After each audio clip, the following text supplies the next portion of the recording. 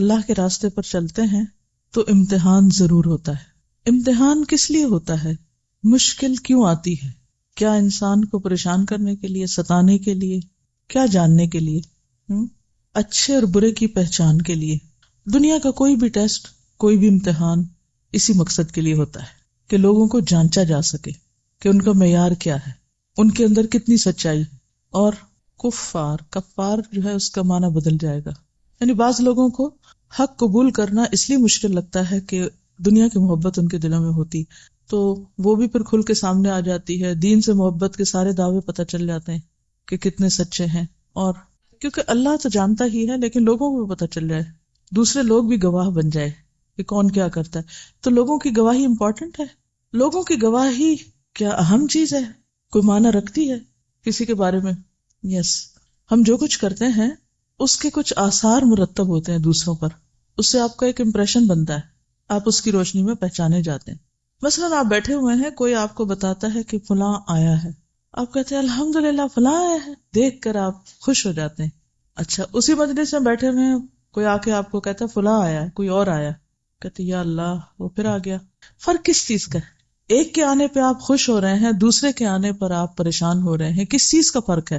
آپ تو وہی ہیں، ایک ہی ہیں آپ، فرق آنے والوں میں ہے۔ ایک شخص کا نام سنتے ہی آپ کا دل کھل اٹھتا ہے، اور ایک کا نام سن کر آپ پریشان ہو جاتے ہیں۔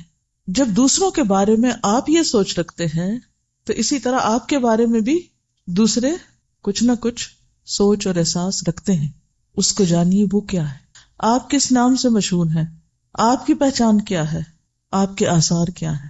پچھلے دنوں کسی نے مجھے ایک واقعہ سنایا کہ ایک خاتون جو ویسے مذہبی تھی، دیندار تھی، ان کی ڈیتھ ہو گئی، تو انہوں نے کسی دوسرے سے مینشن کیا کہ فلاں فوت ہو گئی۔ تو جن کو بتایا وہ کہنے لگی کہ ہاں ویسے تو وہ بہت اچھی تھی، دیندار تھی، لیکن انہوں نے ایک بار میرے ساتھ ایسا معاملہ کیا تھا جو مجھے آج تک نہیں بھولتا، وہ پین میرے اندر سے نہیں جاتی۔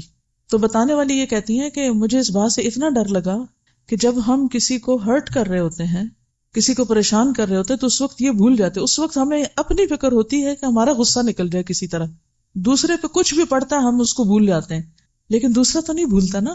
سوچئے مرنے کے بعد آپ کی پہچان کیا ہوگی، کیونکہ لوگوں کی جو گواہیاں ہیں وہ بھی انسان کے انجام اور انسان کی عاقبت میں ایک اہم کردار ادا کریں گی۔ آپ کے حق میں لوگوں کی اچھی گواہی گویا آپ کے حق میں ایک شفاعت ہے، سفارش ہے، اور بری گواہی آپ کے حق میں نقصان دہ ہے۔ بعض اوقات ہمارے دل میں کچھ ہوتا ہے، اوپر سے ہم کچھ اور کر رہے ہوتے ہیں، ہم سمجھتے ہیں دوسرے کو سمجھ نہیں آئی، کیا واقعی ایسا ہوتا ہے؟ آ رہی ہوتی ہے، ہم خود کو دھوکہ دے رہے ہوتے ہیں۔ تو پہلے بھی جو تقویٰ پہ بات ہوئی تھی، تقویٰ یہی ہے، تقویٰ نام ہے سیلف چیک کا، سیلف ڈسپلن کا، کہ آپ اپنے اوپر خود نظر رکھ کے خود اپنی نیت کا جائزہ لیں، اپنی سوچ کا جائزہ لیں، اپنے رویے کا، اپنے معاملے کا، اپنی اچھائی کا، اپنی برائی کا خود حساب کرنے لگے۔ کیا آپ کو لوگوں کی اچھائیاں برائیاں پتہ چلتی ہیں؟ کیا آپ کے پاس اتنی نظر ہے کہ اچھے اور برے کا فرق معلوم کر سکیں، اچھے برے کو پہچان سکیں جو کسی دوسرے کے اندر ہوتا ہے؟ اگر صرف اتنی سینس ہے تو پھر اتنی بھی تو ہونی چاہیے نا کہ اپنے اچھے برے کو بھی پہچان سکیں، یا نہیں؟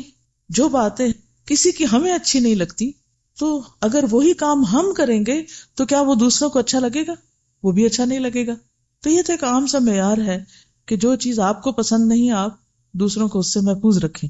اکیلے اکیلے رہنے میں، اکیلے اکیلے کام کرنے میں بعض اوقات اتنی مشکل نہیں ہوتی، مشکل ہوتی ہے ہمیشہ ٹیم ورک میں، اکٹھے کام کرنے میں، وہ زیادہ آزمائشیں ہیں۔ جیسے قرآن مجید میں آتا ہے وَجَعَلْنَا بَعْضَكُمْ لِبَعْضٍ فِتْنَةً، ہم نے تم میں سے بعض کو بعض کے لیے فتنہ بنا دیا۔ ایک اور جگہ پر آتا ہے بَعْضُكُمْ لِبَعْضٍ عَدُوٌّ، تم میں سے بعض بعض کے لیے دشمن ہے۔ اور یہ بعض جو ہیں یہ کہیں باہر کے لوگ نہیں، کیونکہ جب دشمن کا لفظ آتا ہے نا تو ہم وہ بڑی دور دور کے لوگوں کو اپنا دشمن سمجھتے ہیں۔ قرآن پاک میں تو اپنی اولاد کو بھی دشمن بتایا گیا، لیکن کبھی کسی نے سمجھا سوائے اس صورت کے کہ جب وہ ہمیں ستائیں، پھر ہم کہتے ہیں یہ ہمارے ساتھ اچھا نہیں کر رہے، ادروائز ہم ان کو دشمن نہیں سمجھتے۔ ازواج اور اولاد دونوں کو قرآن نے دشمن بتایا ہے، لیکن ساتھ ہی اس کے ہمیں احسان کا رویہ بھی اختیار کرنے کو کہا گیا ہے، کیونکہ اللہ سبحانہ وتعالیٰ نے ان اللہ کتب الاحسان فی کل شیء، ہر چیز میں احسان لکھا ہے۔ احسان صرف نماز میں نہیں، احسان صرف صدقے میں نہیں، احسان ہر چیز میں۔ اور ہر چیز میں احسان کیا ہے؟ حتیٰ کہ جب تم جانور ذبح کرنے لگو تو اس پر بھی احسان کرو، چھری اس کے سامنے نہ رکھو، چھپا کے رکھو۔ ہاتھ ہلکا رکھو، اس کو تکلیف نہ ہونے دو، پیسفلی اسے ذبح کرو. تو ہر چیز میں احسان، اور اس لیول کو مینٹین کرنا ایک مشکل کام ہے. یہی امتحان ہے، یہی آزمائش ہے. اور ہم اس کا حل کیا سوچتے ہیں؟ لوگوں سے کٹ جانا، بول چال بند. لیکن پھر جب بول چال بند بھی کر دیں تو اپنے آپ سے تو نہیں ہم بھاگ سکتے، کہیں اندر کی گھٹن جلن شروع ہو جاتی. بہرحال آج میں آپ کے ساتھ ایک جاوید چودھری کا یہ آرٹیکل پڑھوں گی جو مجھے بہت پسند ہے. اس کا نام ہے اللہ کا ہاتھ. تو اس میں ایک سیکھنے کی بہت زبردست بات ہے. آرٹیکل اچھا ہے، غور و فکر کی دعوت دیتا ہے. بات میں کر رہی تھی کہ کچھ لوگوں کو مل کر خوشی ہوتی ہے اور کچھ لوگوں کو مل کر پریشانی ہوتی ہے. یہ لکھتے ہیں آج تک صرف 2 بندے ملے ہیں جن سے مل کر حقیقتاً خوشی ہوئی. کون ہے وہ 2 خوش نصیب جن سے مل کر حقیقتاً خوشی ہوئی؟ ایک صاحب کراچی سے تشریف لائے، بزنس مین تھے. انہوں نے کہا میں معمولی درجے کا کاروباری شخص ہوں. اپنی تمام ضروریات پوری کرنے کے بعد مجھے ہر مہینے 5,000 روپے بچ جاتے ہیں، میری سیونگ ہے. آپ کی نظر میں کوئی ضرورت مند ہو تو مہربانی فرما کر مجھے اس کا ایڈریس دے دیں، میں چپ چاپ اس کی خدمت کرتا رہوں گا. مجھے اس کی بات سن کر بے حد خوشی ہوئی. مجھے کیوں خوشی ہوئی اس کی وجہ میں آگے چل کر بیان کروں گا.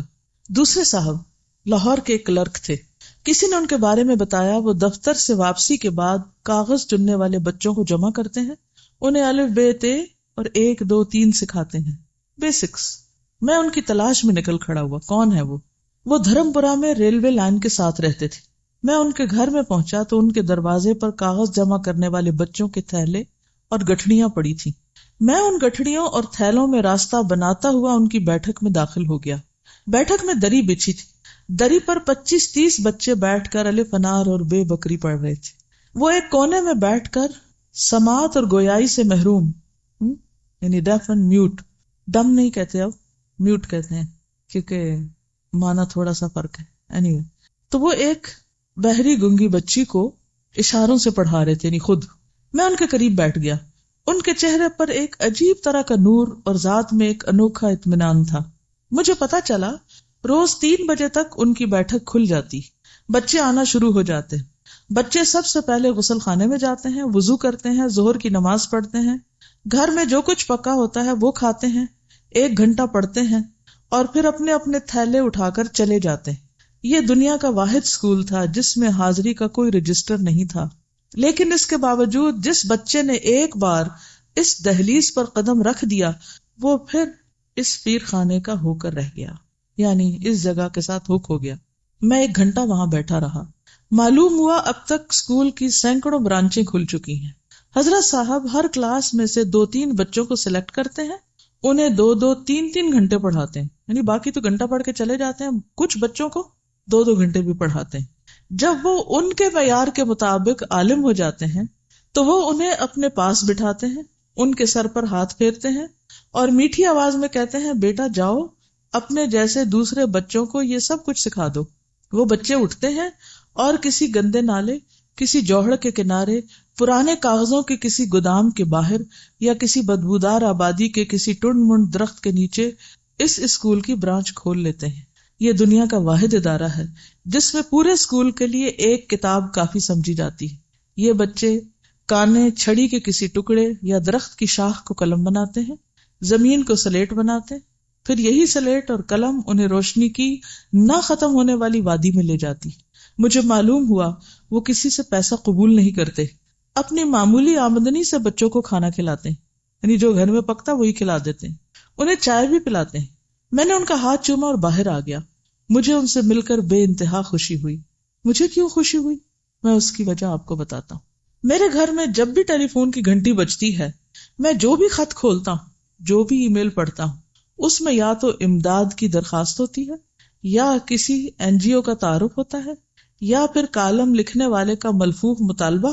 کوئی کہتا ہے میں 50 لاکھ کا مقروض ہوں، مجھے کسی سے 25-30 لاکھ روپے لے دیں. کوئی کہتا ہے میں ملک سے باہر تعلیم حاصل کرنا چاہتا ہوں، میرے لیے 20-25 لاکھ کا بندوبست کر دیں. کوئی کہتا ہے میری آمدنی کم اور بچے زیادہ ہیں، مجھے امریکہ کا ویزا لگوا دیں.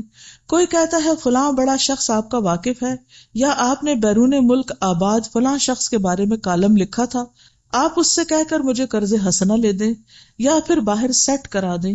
کوئی کہتا ہے ہم نے فلاں ہسپتال بنایا، فلاں تعلیمی ادارہ قائم کیا، آپ کالم میں اس کی تعریف کر دیں، ہمیں قربانی کی کھالیں مل جائیں گی، اہل خیر ہماری امداد فرما دیں گے، وغیرہ وغیرہ۔ یہ سلسلہ جب دنوں سے مہینوں اور مہینوں سے برسوں تک پھیل جاتا ہے تو انسانی صبر جواب دے جاتا ہے، یعنی ہر شخص یہی کام کر رہا ہے، یعنی مانگنے والا بیگر بنا ہوا۔ اس وقت شدید خواہش پیدا ہوتی ہے کہ اس ہجوم میں کوئی نہ کوئی ایسی آواز ہو جو قریب آ کر کہے میں امداد لینے والا نہیں، امداد دینے والا ہوں، میں امداد لینے والا نہیں، امداد دینے والا ہوں۔ کوئی نہ کوئی ایسا ضرور ہو جو کسی مدد امداد کے بغیر کوئی ادارہ چلا رہا، یعنی لوگوں سے مانگے بغیر، جسے کچھ حاصل کرنے کا لالچ نہ ہو، جس نے اپنی ذات کو چندے کا بکس نہ بنایا ہو۔ یقین فرمائیے مجھے آج تک صرف یہ 2 حضرات ملے ہیں جن کے وجود سے مجھے بھیک کی بو نہیں آئی۔ پہلے صاحب نے جب یہ کہا میں ضرورت مندوں کی اتنی ضرورت پوری کر سکتا ہوں تو دل خوشی سے جھوم اٹھا، اور جب میں نے دوسرے سے عرض کیا حضور میں بچوں کے لیے پانی کا ایک کولر اور ایک نئی دری پیش کرنا چاہتا ہوں، تو وہ مسکرائے اور آہستہ آواز میں بولے بیٹا ہمیں اس کی ضرورت نہیں، پانی کے لیے گھڑا موجود ہے، اس کا پانی ٹھنڈا بھی ہوتا ہے اور میٹھا بھی، آپ اس وقت جس دری پر بیٹھے ہیں وہ بھی ٹھیک ٹھاک ہے، 1-2 سال نکل جائے گی، اس دوران میری بیوی نئی دری بن لے گی اور ہم اس جگہ وہ بچھا دیں گے، چھت پر پنکھا موجود ہے، کتابوں کی ہمیں ضرورت نہیں ہوتی، ایک کتاب 2-3 سال نکال جاتی ہے، لکھنے کے لیے کاغذ اور پینسلیں بچوں کو کوڑے سے مل جاتی ہیں، بچوں کی دال روٹی اور چائے کے لیے میری تنخواہ کافی ہے، ہاں البتہ کبھی کبھی وضو کے لیے پانی کم پڑ جاتا ہے، لیکن وہ بھی بچے سرکاری نل سے بھر کر لے آتے ہیں، بس اللہ کا کرم ہے ہم بہت سکھی بہت خوش ہیں۔ میں نے رقم کے لیے اصرار کیا تو اسی خوشبودار لہجے میں بولے بیٹا اللہ کو اوپر والا ہاتھ نیچے والے ہاتھ سے زیادہ پسند ہے، تم نہیں چاہتے ہم اللہ کے پسندیدہ لوگوں میں شامل رہیں؟ میں نے عرض کیا میں اللہ کے لیے دینا چاہتا ہوں۔ انہوں نے کہکا لگایا لینے والا ہاتھ اللہ کا نہیں ہوتا، یہ ہاتھ، انہوں نے ہاتھ آگے بڑھایا، یہ ہاتھ جس دن پھیل گیا یہ اللہ کا ہاتھ نہیں رہے گا۔ میری آنکھوں میں آنسو آ گئے، میں نے اینک اتاری اور بڑی احتیاط سے وہ آنسو اپنے رومال میں سنبھال لیے۔ وہ شخص بھکاریوں کے اس ملک میں میری زندگی کا پہلا سخی تھا۔ نبی صلی اللہ علیہ وسلم کے بارے میں آپ نے سیرہ میں پڑھا تھا کہ حضرت خدیجہ نے ان کے بارے میں جو گواہی دی تھی اور جس کی بنا پر ان سے کہا تھا کہ اللہ آپ کو کبھی رسوا نہیں کرے گا، واللہ ما یخزیک اللہ ابدا انک لتصل الرحم وتحمل الکل وتکسب المعدوم وتقر الضیف وتعین علی نوائب الحق، کیونکہ آپ رشتوں کو جوڑتے ہیں، ناتواؤں کا بوجھ اپنے اوپر لیتے ہیں، جو چیز لوگوں کے پاس نہیں انہیں وہ کما کے دیتے ہیں، مہمان نوازی کرتے ہیں، حادثوں میں حق کی مدد کرتے ہیں، اللہ آپ کو رسوا نہیں کرے گا۔ کیا سبق ہے اس میں؟ اللہ کا ہاتھ اور اللہ کی مدد اور اللہ کی تائید کن لوگوں کے لیے ہوتی۔ اس کردار کے اندر آپ کو عملی معنوں میں، خیالی اور کلامی اور باتوں میں نہیں، عملی شکل میں کیا نظر آتا ہے؟ ایک ایک لفظ چاہیے، صرف 1 یا 2 لفظ۔ خودداری لکھ لیجئے، کور ویلیوز ہیں نا جو یہاں سے نکلیں گی۔ توکل، خیر خواہی، قناعت، احساس ذمہ داری، حقوق العباد کا خیال خیر خواہی میں آ جاتا ہے، سیلف ہیلپ اور سیلف لیسنس، یس، بے غرض ہونا، سچا جذبہ، ہر مسئلے کا حل موجود ہے، نو پرابلم شخص، کوئی مسئلہ ہے ہی نہیں، ہر چیز کا حل موجود، کام کی دھن، مقصد کا واضح ہونا، جی، مثبت انداز عمل یا مثبت انداز سوچ۔ آپ کو پتہ ہے اس وقت میں 2 چیزیں آپ کو سکھا رہی ہوں اصل میں، اس کے اندر کے لیسن تو ہیں ہی، لیکن ان لیسنز کو نکال کر ان کو کم سے کم لفظوں میں بیان کرنا، کیونکہ جب لمبی ہم باتیں کرتے ہیں نا تو مقصد پیچھے رہ جاتا ہے اور ہم کہیں اور چل پڑتے ہیں، ٹھیک ہے۔ اور گیونگ ایٹیٹیوڈ، گیونگ، دینے والا، اور لینے کی تو قطرہ بھی لالچ ہے ہی نہیں کسی بھی قسم کی، اور کسی بھی چیز کی لالچ نہیں، ویژنری، پروگریسو، یہ نہیں کہا اچھا جو چند بچے آتے ہیں وہ آئے بیٹھے اور ایک روٹینی کام کیا اور بس کہا جی ہم تو بڑا کارنامہ کر رہے ہیں۔ کتنی زبردست حکمت ہے کہ ان بچوں میں سے جو قابل ہیں ان کو مزید توجہ دے کر آگے اوروں کی خدمت کے لیے تیار کرنا، با مقصد زندگی، اخلاص نیت، بندوں سے محبت کہہ سکتے، زبردست محبت بندوں سے نظر آتی، ہاں، یعنی حکمت، ہر چیز میں حکمت نظر آتی ہے، حساس اور صاحب حکمت، کہ کس طرح کوئی ڈانٹ ڈپٹ نہیں، کوئی زبردستی نہیں، کچھ نہیں، 3-4 نیڈز بچوں کی پوری ہو رہی ہیں، ان کا اخلاق سمجھ رہا ہے، اخلاقی تعلیم، کتابی تعلیم، ہائیجین، صحت صفائی کی تعلیم، ان کی فزیکل نیڈز، کھانے پینے کا انتظام، ہم کسی کی مدد کرتے ہیں بعض اوقات تو کیا کرتے ہیں، بس کبھی ایک چھوٹی سی مدد کر کے ہم کیا سوچتے ہیں، کارنامہ کر لیے، فلاں اتنا صدقہ نہیں کر دیا ہم نے. اس کا انداز آپ دیکھیے، یعنی اوور آل ساری نیڈس کو دیکھا جا رہا ہے، انڈیویجولس کی بھی اور سوسائٹی کی بھی.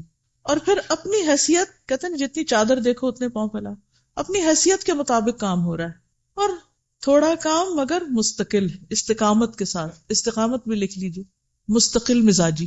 ہمارا مسئلہ کیا ہے، ایک کام شروع کریں گے، پھر تھوڑے دن میں بور ہو جائیں گے، پھر وہ چھوڑ دیں گے، پھر کوئی اور شروع کر دیں گے، پھر اس سے بور ہو جائیں گے، پھر کچھ اور شروع کر دیں گے. اللہ تعالیٰ کو وہ کام پسند ہے جو تھوڑا ہو لیکن مستقل، بالکل gradual, step by step, one thing at a time. عاجزی، تواضع، بیر منیمم کے ساتھ گزارا، لو مینٹیننس. آج کل یہ ٹرم بہت عام ہے نا، فلاں شخص لو مینٹیننس ہے، فلاں چیز لو مینٹیننس، یہ ہاؤس لو مینٹیننس ہے، یہ ڈریس لو مینٹیننس ہے. یہاں آپ دیکھیے کہ ہر چیز لو مینٹیننس، کاسٹ افیکٹو.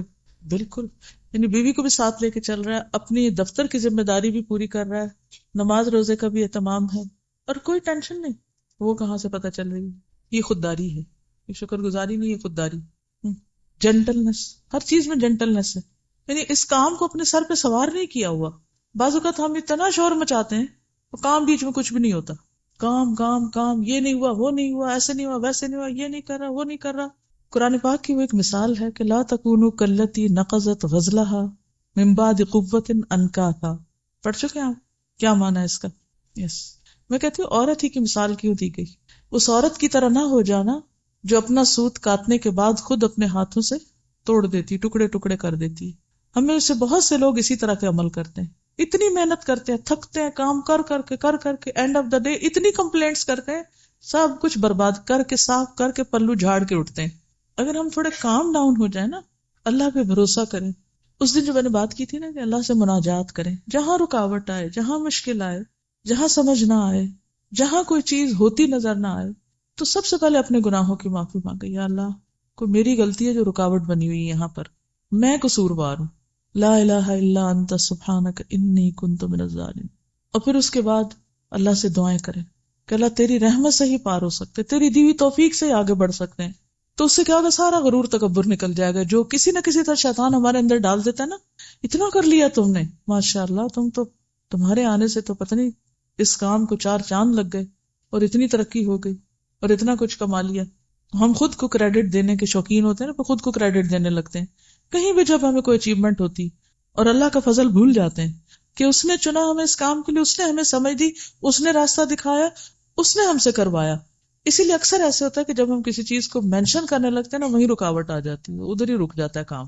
اللہ تعالیٰ کہتے ہیں اچھا کر کے دکھاؤ، پھر اب تم سمجھتے تم نے کیا، کرو اور دیکھو کتنا ہوتا ہے. اور ان کا سوال یہ ہے کہ انہوں نے انہی بچوں کو کیوں چوز کیا؟ آپ میں سے کسی کے ذہن میں کوئی جواب آ رہا ہے اس کا؟ شابش. یعنی سب سے محروم طبقہ نا، جن کو کوئی پوچھتا ہی نہیں. اصل وجہ تو وہ خود ہی جانتے ہوں گے، لیکن بظاہر ایسے نظر آتا ہے کہ انہوں نے ان بچوں کو لیا جو واقعی مدد کے مستحق تھے. ہاں، یا ارد گرد میں ہوں گے، یا کہیں سے آتے ہوں گے، یا ہر جگہ پائے جاتے ہیں، تو ہر آبادی میں ہوتے ہیں.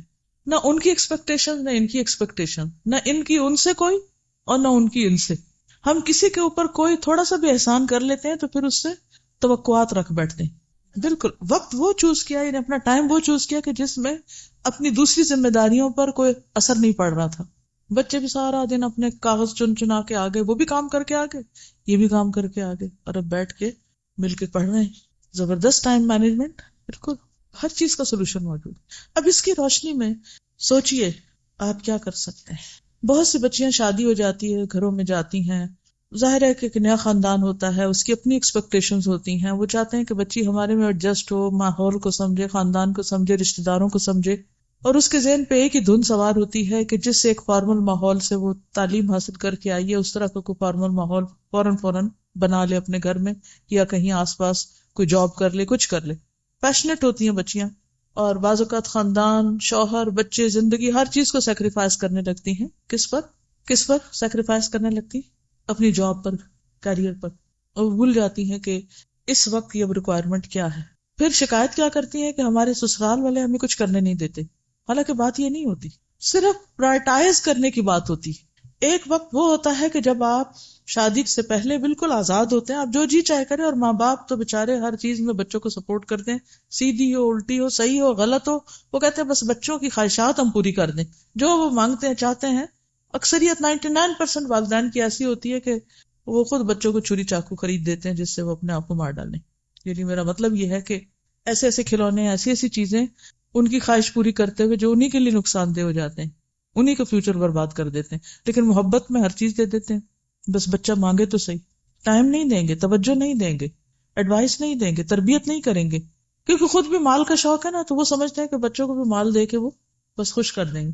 ریسنٹلی میں ٹریولنگ میں تھی تو ایک جگہ اتفاق ہوا ایک باپ کو دیکھنے کا، وہ گاڑی میں بیٹھ رہا تھا تو بچوں نے کہا کہ ہمیں بھی ساتھ لے چلیں، اس نے کہا نہیں نہیں مجھے کام ہے، میں تمہیں ساتھ نہیں لے جا سکتا۔ ایک نہیں کئی بزنس اس نے شروع کیے ہیں، ظاہر ہے ایسا شخص بہت ہی مصروف ہے، بچوں کے لیے تو ٹائم نہیں، تو بچہ گاڑی کا دروازہ پکڑ کے کھڑا ہو گیا، کہنے لگا مجھے گروسری شاپ پہ جانا ہے۔ بچے کو پتا کہ باپ کو کیسے ایکسپلائٹ کر سکتے، اس وقت باپ ہماری نہیں مانتا تو اب ہمیں باپ سے منوانا ہے کچھ۔ اس نے جیب میں ہاتھ ڈالا اور پتہ نہیں کتنے پیسے نکال کے دیے، اچھا یہ لو اور جاؤ۔ اب باپ یا ماں کی سپرویژن کے بغیر بچہ جائے گا کسی بھی شاپ میں، کیا خریدے گا؟ پیسے اس کے پاس ہیں، باپ نے کیا سمجھا پیسے دے کے میری ذمہ داری پوری ہو گئی، اور بچے نے کیا کہا کہ ہاں ہمیں باپ نہیں ملا تو پیسے مل گئے، خواہشات کی کچھ تکمیل بازار جا کے ہو گئی۔ عموم بچوں کو بہت شوق ہوتا ہے نا، کچھ چاہیے نہ چاہیے بس وہ کہتے ہیں شاپس پہ چلیں بس کچھ نہ کچھ خرید لیں، چاہے لا کے اٹھا کے پھینکے توڑیں کچھ بھی۔